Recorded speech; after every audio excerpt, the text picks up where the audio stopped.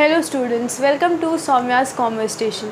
So in this video we will continue with the chapter 10 of ISC class 11th economics which is Indian economy post liberalization. तो इस chapter में हमने देख लिया, ये एकदम कंप्लीशन पे आ चुका है चैप्टर। इसमें हमने ये देखा कि एलपीजी पॉलिसी आई थी 1991 में, उसमें से बेसिकली जो लिबरलाइजेशन, प्राइवेटाइजेशन, ग्लोबलाइजेशन की हमने बात करी। उसके बाद हमने देखा कि एलपीजी पॉलिसीज़ जो थी या जो लिबरलाइजेशन का पीरियड था, इससे एग्रीकल्चर सेक्टर पर और इंडस्ट्रियल सेक्टर पे क्या हुआ, एग्रीकल्चर सेक्टर की क्या पॉलिसीज़ आई और उसमें क्या प्रॉब्लम्स है, इंडस्ट्रियल सेक्टर की क्या पॉलिसीज़ आई और इंडस्ट्रियल सेक्टर में क्या प्रॉब्लम्स हैं। अब इस वीडियो में हम देखेंगे ट्रेड पॉलिसी के बारे में, और ये trade policy specially foreign trade से रिलेट कर रही है, मतलब कि ये आपकी रिलेट कर रही है इम्पोर्ट और एक्सपोर्ट से। फॉरेन ट्रेड जिसमें इम्पोर्ट और एक्सपोर्ट की बात हो रही है। इम्पोर्ट और एक्सपोर्ट का मतलब क्या होता है, सिंपल भाषा में ये इंडिया है आपका, ठीक है। अगर गुड्स एंड सर्विसेज को, गुड्स एंड सर्विसेज आप इंडिया से फॉरेन कंट्रीज़ में सेल कर रहे हो तो इसको एक्सपोर्ट बोलते हैं, और अगर गुड्स एंड सर्विसेज आप फॉरेन कंट्रीज से इंडिया में परचेज कर रहे हो तो इसको इंपोर्ट बोलते हैं। एकदम सिंपल सा टर्म है, आई होप बहुत बच्चों को पहले से पता ही होगा, ठीक है। ये इंपोर्ट और एक्सपोर्ट की बात हो रही है। अब यहाँ पर थोड़ा आपको कहानी समझनी पड़ेगी। देखो, इकोनॉमीज़ दो टाइप की होती हैं, क्लोज्ड इकोनॉमी और ओपन इकोनॉमी, और भी कई तरह के क्लासिफिकेशन है। यहाँ क्लोज्ड और ओपन की बात हो रही है। क्लोज्ड और ओपन इकोनॉमी का क्या मतलब है? क्लोज्ड इकोनॉमी मतलब जो इकोनॉमी बंद है, ठीक है। मतलब कि अगर इंडिया क्लोज्ड इकोनॉमी है तो इसका मतलब है इंडिया बाकी किसी फॉरेन कंट्रीज से कोई ट्रेड नहीं कर रही है। ट्रेड का मतलब क्या है? बाइंग एंड सेलिंग का मतलब होता है ट्रेड, ठीक है। और अगर इंडिया ओपन इकोनॉमी है तो इसका मतलब इंडिया इज़ ओपन कि वो बाकी फॉरेन कंट्रीज़ के साथ ट्रेड कर रही है। ये सेम चीज़ है, ठीक है। ये सिंपल सी बात है। अब है क्या बात कि इंडिया की अगर बात करो तो यहाँ पर भी हम यही देखेंगे कि 1991 में पॉलिसीज़ आई, उसके पहले का क्या सीन था और 1991 की पॉलिसीज़ के बाद का क्या सीन है, यही हमें इसमें देखना है। अगर हम 1991 के पहले की बात करें तो दो टर्म आपको यहाँ पर समझने हैं, इंपोर्ट सब्स्टिट्यूशन और इंपोर्ट रेस्ट्रिक्शन। ये है क्या? देखो, 1991 के पहले की बात करो तो इसमें ये दो टर्म्स हैं आपके, इंपोर्ट सब्स्टिट्यूशन और इंपोर्ट रेस्ट्रिक्शन। ये दो चीज़ें इंडिया में होती थी। क्या बात हो रही है? बिफोर 1991 इंडिया ने inward looking trade strategy adopt करी जिसमें इंपोर्ट सब्स्टिट्यूशन और इंपोर्ट रेस्ट्रिक्शन की बात हो रही है। क्या है ये? Inward looking trade strategy, inward looking trade strategy. इस वर्ड से ही आपको समझ में आएगा कि ऐसी ट्रेड स्ट्रैटेजी, ट्रेड बिजनेस करने की ऐसी strategy which is inward looking, मतलब कि हमें अपने ही देश पर, अपने ही कंट्री में फोकस करना है। हम इंपोर्ट, और यहाँ बात किसकी हो रही है? इंपोर्ट की बात हो रही है दोनों चीज़ों में। इंपोर्ट करने का मतलब हम दूसरे कंट्री से सामान खरीद रहे हैं। अब आप बताइए हमारी कंट्री को ज़्यादा फ़ायदा कब होगा? जब हम इंपोर्ट ज़्यादा करेंगे या एक्सपोर्ट ज़्यादा करेंगे? सिंपल सी बात, अगर हम इंपोर्ट कर रहे हैं, कोई सामान दूसरे देश से ख़रीद रहे हैं, मतलब हम बायर हो गए और वो दूसरी कंट्री सेलर हो गई। तो अगर हम ख़रीद रहे हैं तो हमें, अगर यूएसए से ख़रीद रहे हैं तो इसका मतलब है कि अगर हम बायर हैं और यूएसए सेलर है, we are importing something from USA, तो उसके बदले में जो डॉलर्स में पेमेंट है वो हमें यूएसए को करनी पड़ेगी। मतलब हम बायर, जब हम इंपोर्ट कर रहे हैं तो हम बायर हैं और हम परचेज़ कर रहे हैं दूसरी कंट्री से सामान, तो हम इधर से पेमेंट करेंगे उनकी करेंसी में, ठीक है। ये करेंसी हमारे पास आएगी कैसे? ये करेंसी तब आएगी जब हम अपना कोई सामान यूएसए को बेचेंगे। तो जब हम एक्सपोर्ट करेंगे, मतलब कि जब हम सेलर होंगे और दूसरी कंट्री यूएसए बायर होगी, तो इसमें क्या होगा? हमने सेल किया और यूएसए उसके बदले में पैसे हमें पेमेंट करेगी, ठीक है। ये फॉरेन एक्सचेंज से आता है। तो सिंपल जो बाइंग एंड सेलिंग हो रही है यहाँ पर दो कंट्रीज़ के बीच में हो रही है। तो ऑब्वियस सी बात है, अगर हम सामान सेल करेंगे तो हमें पैसा मिल रहा है, अगर हम सामान खरीद रहे हैं तो हमारा पैसा जा रहा है। तो डेफिनेटली बेटर क्या है? एक्सपोर्ट। तो यही बात हो रही कि एक्सपोर्ट करना सही है इंडिया के लिए। इंपोर्ट पर हमें कम, जितना कम इंपोर्ट करोगे, जैसे कॉस्ट, जितना कम इंपोर्ट करोगे उतना आपका प्रॉफिट बढ़ जाएगा, ठीक है। ये पूरा आपका दूसरी थ्योरी, उसको उतना समझने की ज़रूरत नहीं है। इसलिए इंपोर्ट से रिलेटेड लॉज आए थे। इंपोर्ट से रिलेटेड पॉलिसीज़ 1991 के पहले थी, इंपोर्ट सब्सटीट्यूशन की और इंपोर्ट रेस्ट्रिक्शन की। इंपोर्ट सब्सटीट्यूशन को पहले देखो। इंपोर्ट सब्सटीट्यूशन का मतलब क्या है, यहाँ वर्ड है आपका सब्सटीट्यूशन। सब्सटीट्यूशन का क्या मतलब है कि एक चीज़ को आप दूसरी चीज़ से सब्सटीट्यूट कर रहे हो, ठीक है। सिंपल सा मतलब, आपको कोक पीना है, कोका कोला, ठीक है, आप गए, आपने देखा कोका कोला है नहीं, तो आप क्या लोगे, पेप्सी ले लोगे, ठीक है। आप लेस का ग्रीन पैकेट, एकदम स्पेसिफिक बात हो रही है, लेस का जो ग्रीन पैकेट का चिप्स आता है, आप वो लेने गए, वहाँ नहीं था तो आपने क्या ले लिया, बिंगो का ग्रीन पैकेट चिप्स ले लिया, ठीक है। तो इसका मतलब क्या है, ये दो ऐसे प्रोडक्ट्स हैं, कोक पेप्सी ऐसे प्रोडक्ट है, लेस और बिंगो ऐसे प्रोडक्ट्स हैं कि वो एक दूसरे को सब्सटीट्यूट कर सकते हैं, लगभग टेस्ट सेम होता है, ठीक है। आप पेन लेने गए, आप क्या कहते हैं, फॉर एग्जाम्पल किस पेन की बात करो, पारस पेन और अग्नि पेन, बॉल पेन आते हैं, डॉट पेन आते हैं इनके, पारस और अग्नि का, तो पारस पेन लेने का नहीं मिला, अग्नि की पेन ले लिया आपने, तो ये सब्सटीट्यूट प्रोडक्ट्स हैं। तो बात हो रही है यहाँ पर इंपोर्ट सब्सटीट्यूशन। इंपोर्ट सब्सटीट्यूशन का मतलब है कि भाई जो सामान आप दूसरे कंट्री से इंपोर्ट करके इंडिया में ला रहे हो, ख़रीद रहे हो, क्यों ख़रीदना, खुद ही इंडिया में प्रोड्यूस करो। तो इंपोर्ट सब्सटीट्यूशन का मतलब है कि जो प्रोडक्ट हम खरीद रहे हैं बाहर की कंट्री से, उसको खरीदने के बजाय अपनी कंट्री में बनाकर उस चीज़ से सब्सटीट्यूट कर लो। जो सामान हमें बाहर से आना था, जो गुड आने थे, उसकी जगह अपनी कंट्री में खुद प्रोडक्शन करो, सेम लगभग सेम गुड, डेफिनेटली उस लेवल का तो हो सकता ना, पर हम उस लेवल का भी बना सकते हैं, उससे अच्छे लेवल का भी बना सकते हैं। खुद ही अपनी कंट्री में प्रोडक्शन करो और इंपोर्ट करना बंद कर दो। ये थी इंपोर्ट सब्सटीट्यूशन की पॉलिसी। यही कहती है कि it means encouragement of domestic production. Domestic production मतलब अपनी कंट्री में प्रोडक्शन करना of those goods which the economy has been importing from other countries, जो हम पहले से इम्पोर्ट करते आ रहे थे। तो अब हम खुद प्रोड्यूस करेंगे तो हम क्यों दूसरे कंट्री से खरीदेंगे जाके, ठीक है। ये बात हो रही है। ये जो स्ट्रैटेजी थी वो इसलिए थी जो फॉरेन एक्सचेंज हमारा इंपोर्ट में जा रहा था उसको बचाने के लिए, ठीक है, और इंडिया की डेवलपमेंट के लिए भी अच्छी चीज़ थी। अब देखो इंपोर्ट जनरली होता क्या था, यहाँ पर हम चाय पत्ती चीनी नहीं इंपोर्ट कर रहे हैं, ठीक है, मशीन से इंपोर्ट करते थे, ठीक है। चीनी तो हम एक्सपोर्ट, चाय पत्ती तो हम खुद एक्सपोर्ट करते हैं, ठीक है। तो बात यहाँ पर ये हो रही है कि मशीन हो गई, टेक्नोलॉजी हो गई, इंडिया में नहीं थी, ठीक है, तो वो हम इंपोर्ट करते थे। तो वही बात है, क्यों इंपोर्ट करना, यहाँ इंडिया में मशीनें बनाओ। ये बात थी आपकी इंपोर्ट सब्सटीट्यूशन की। दूसरा हुआ था इंपोर्ट रेस्ट्रिक्शन। रेस्ट्रिक्शन का मतलब है ख़त्म कर देना, रोक लगा देना, ठीक है, बैरियर लगा देना, रेस्ट्रिक्ट करना, मना कर देना। तो इंपोर्ट रेस्ट्रिक्शन का मतलब ये है कि ऐसा कुछ करो कि इंपोर्ट करना लोग बंद कर दें। तो इंपोर्ट पे रेस्ट्रिक्शन लगाने के लिए क्या किया गया, सिंपल सी बात, इंपोर्ट ड्यूटीज़ लगा दी गई।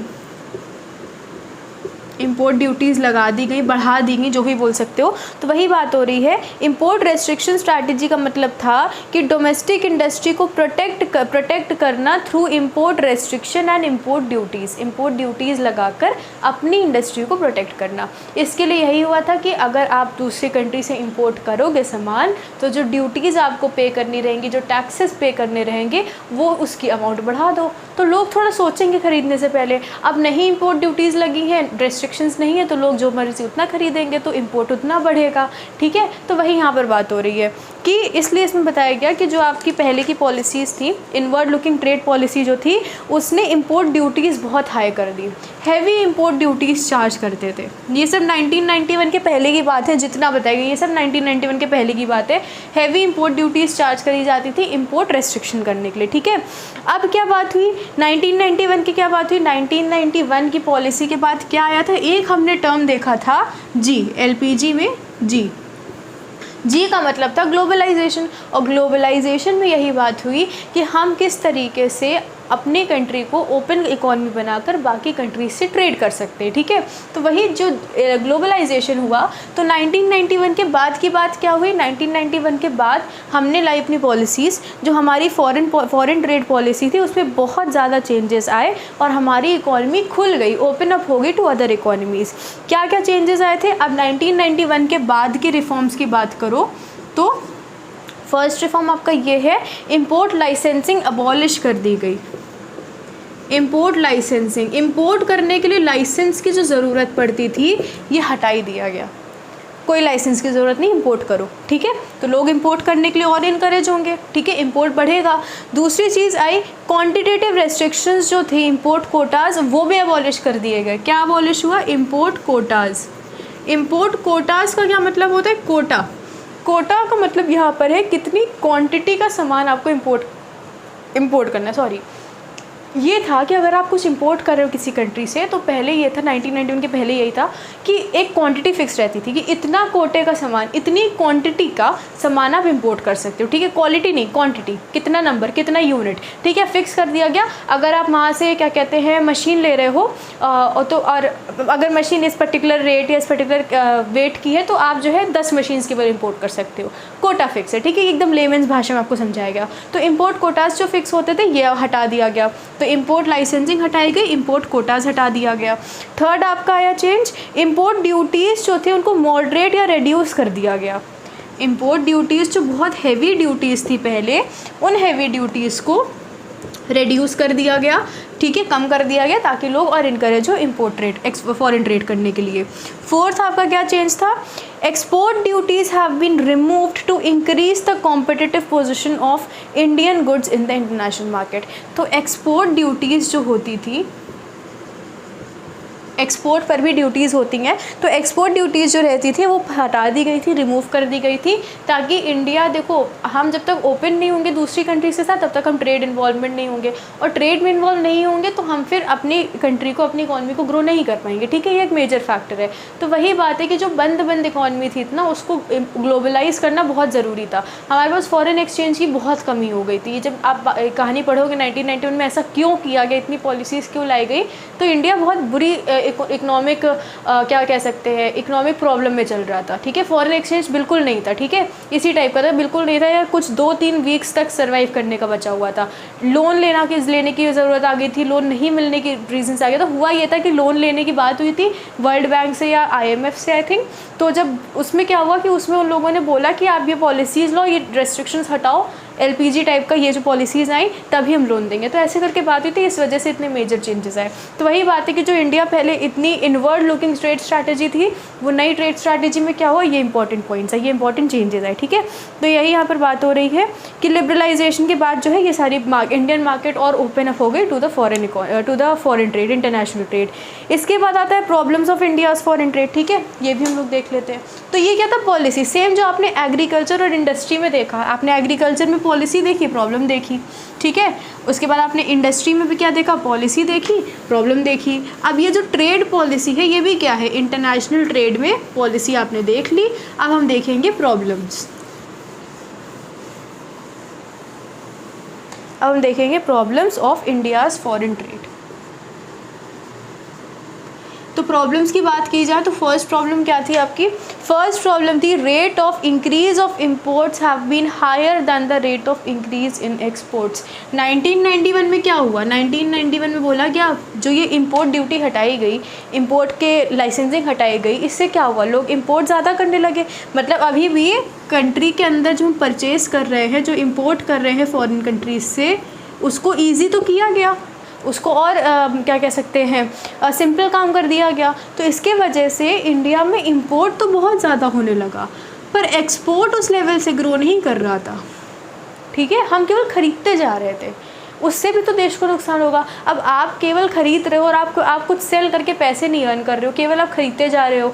लाइसेंसिंग तो दोनों से हटी, ड्यूटीज़ इंपोर्ट पर भी हटी, एक्सपोर्ट पर भी हटी, पर इंडिया में हुआ क्या, 1991 के बाद से इंपोर्ट ज़्यादा हो रहा था, ठीक है, मतलब इंडिया का पैसा बाहर ज़्यादा जा रहा था, ठीक है।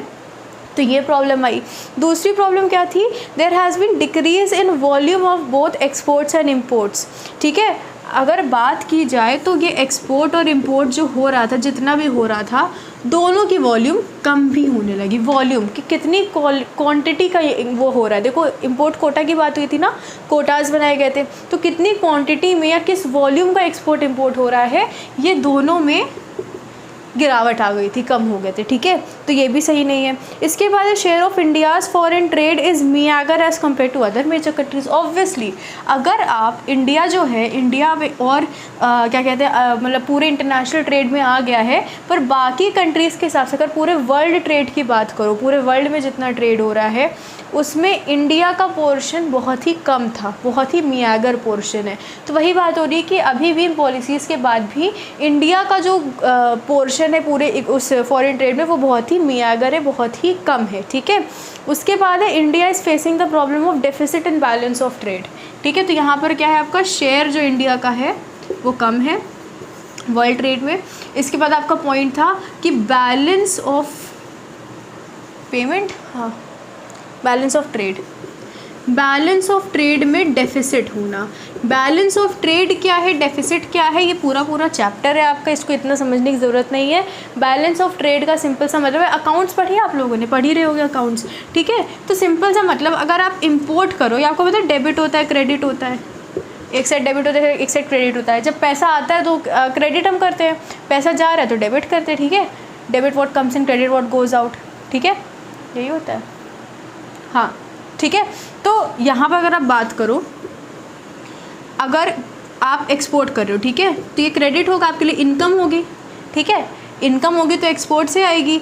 आपका जो खर्च हो रहा है, एक्सपेंसेस हो रहे हैं, वो डेबिट साइड लिखे जाएंगे, हाँ ये इनकम और एक्सपेंस वाला रूल लगेगा, सॉरी इनकम और एक्सपेंसेस का रूल लगेगा, credit all incomes and gains और debit all expenses and losses, ये वाला रूल लगेगा। तो जब आप वो कर रहे हो, इम्पोर्ट कर रहे हो, तो आपका एक्सपेंस हो रहा है, खर्च हो रहा है, तो ये आपका डेबिट होगा। जब एक्सपोर्ट कर रहे हो तो बाहर से पैसा आएगा, ठीक है, तो ये आपके लिए इनकम जनरेट कर रहा है। बैलेंस ऑफ ट्रेड में इंपोर्ट एक्सपोर्ट को ही लिखा जाता है, ऐसे सिंपल तरीके से लिखा जाता है, ये समझाने के लिए।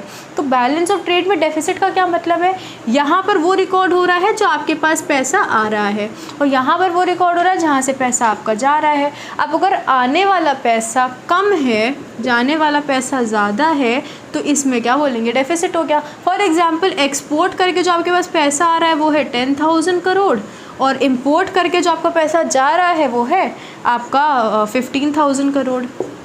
तो जाने वाला तो ज़्यादा है, एक्सपेंसेस ज़्यादा है, इनकम्स कम है, तो यहाँ इससे क्या होता है, डेफिसिट आता है। डेफिसिट, अकाउंट में डेफिसिट आना, वही ये बता रहे हैं कि बैलेंस ऑफ ट्रेड जो बनता है उसमें हमारे इंडिया में डेफिसिट हो रहा है, इंपोर्ट ज़्यादा हो रहे हैं, एक्सपोर्ट कम हो रहे हैं, सिंपल भाषा में यही समझाया गया है। तो ये आपके प्रॉब्लम्स हैं इंडियन फॉरेन ट्रेड पॉलिसी में। तो इतना आपका यहाँ पर ये जो चैप्टर है इंडियन इकोनॉमी पोस्ट लिबरलाइजेशन ख़त्म होता है। अगर कोई भी डाउट है that do ask in the comment section पे लो, आपको उस पर रिप्लाई करके आपका डाउट सॉल्व कर दिया जाएगा। अपार्ट फ्रॉम दैट कुछ भी, अब हम नेक्स्ट चैप्टर स्टार्ट कर देंगे। एक आपका चैप्टर 5th का वो बचा हुआ है, क्या उसको बोलते हैं, मिक्स्ड इकॉनमी के सॉल्यूशंस, उसको देख लिया जाएगा। बाकी जितना कंप्लीट हो सकता है कर दिया जाएगा। कोई डाउट्स हैं, कुछ भी हो तो पूछ लीजिएगा। टेलीग्राम चैनल पे नोट्स आ जाएंगे, उसको ज्वाइन कर लीजिए, लिंक आपके डिस्क्रिप्शन बॉक्स में दी हुई है। वहाँ ना मिले तो कम्युनिटी पोस्ट पे लिंक दी गई है, वहाँ से देख लीजिएगा। And take care of your self, study hard and God bless you all.